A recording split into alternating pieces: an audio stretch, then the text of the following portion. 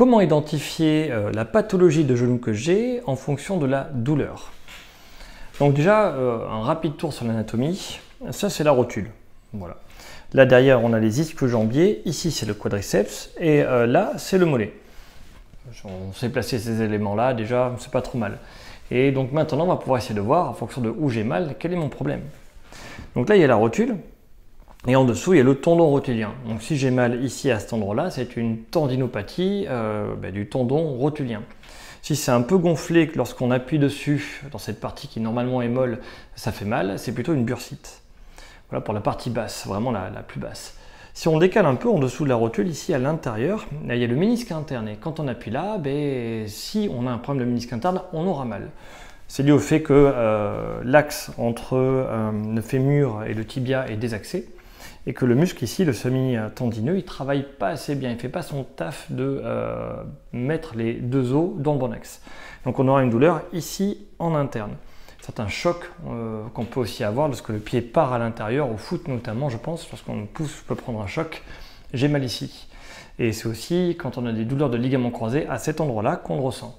Ménisque interne, c'est indexé au ligament croisé et ça va gonfler à cet endroit-là. Les douleurs de tendinopathie rotulienne, quand la rotule n'est pas bien axée et en général le genou va gonfler. La douleur est vraiment ici au milieu. Toujours le genou va gonfler mais un peu de partout. Lorsqu'il ne gonfle pas beaucoup, ce sera en bas, comme une barre ici. Ça c'est de l'œdème, de l'inflammation dans le genou. Donc quand c'est une barre en bas, la chondropathie c'est un peu partout. Un ligament croisé en mauvais état, avec des frottements d'arthrose, c'est la barre en bas. Lorsque vraiment ça vient partout et que ça gonfle tout, c'est une chondropathie très avancée et en général il y a aussi de l'arthrose. Donc douleur au centre, chondropathie et le gonflement va définir à peu près le stade d'arthrose dans lequel on est. Si ça gonfle beaucoup, on peut se dire qu'on est entre le stade 2 et le stade 3. Et ensuite, il peut avoir des douleurs au-dessus de la rotule.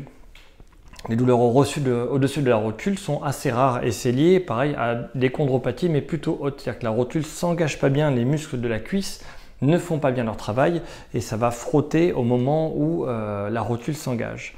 Voilà un petit peu les pathologies qu'on peut avoir devant. Pour ce qui est derrière, lorsqu'on a mal ici, évidemment c'est une tendinite, donc des muscles ischio-jambiers qui ne font pas leur travail de maintien.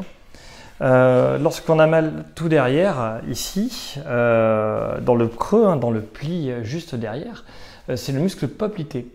C'est un muscle qui est freinateur de la rotation externe du tibia sur le fémur.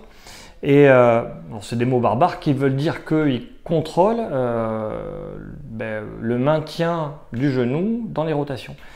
Quand il ne travaille pas bien, ici, en général, c'est que les muscles là, de devant, le quadriceps et ceux qui sont ici, le quadriceps c'est qu'il y a 4 muscles, il y en a plusieurs ici, les petits qui sont là font vraiment pas bien leur travail. Donc on va essayer de travailler cette partie-là. Je résume, un résumé global. Tendinopathie rotulienne, j'appuie ici, bursite, c'est un peu gonflé, juste en dessous du tendon rotulien. Le ménisque interne, les ligaments croisés sur un point ici à l'intérieur du genou, juste en dessous de la rotule. Une barre, c'est de l'inflammation, c'est l'œdème, ça peut être une forme d'arthrose. Au centre de la rotule, ici, c'est une chondropathie, plus ou moins indexée avec un gonflement en dessous. Lorsque ce n'est pas en très bon état, il y a tout qui gonfle. Donc c'est vraiment de l'œdème généralisé. On peut avoir après des douleurs. Ah, j'en ai pas parlé. Ici, c'est des luxations, pardon, là, de ce côté extérieur et intérieur, c'est des luxations de rotule. C'est le stade d'après de la chondropathie. On peut se luxer la rotule. Elle peut trop frotter. On peut avoir mal sur les ailerons rotuliens sur le côté. Là, en haut, c'est une mauvaise axation du quadriceps et c'est aussi une forme de chondropathie rotulienne. On peut avoir les tendinopathies ici du long biceps et ainsi que le muscle poplité qui peut poser des problèmes. Et quand vraiment ça va pas bien, ça se met même à gonfler derrière et ça fait un kyste poplité. Voilà, c'est un peu en vrac, mais je crois que j'ai parlé à peu près de tout.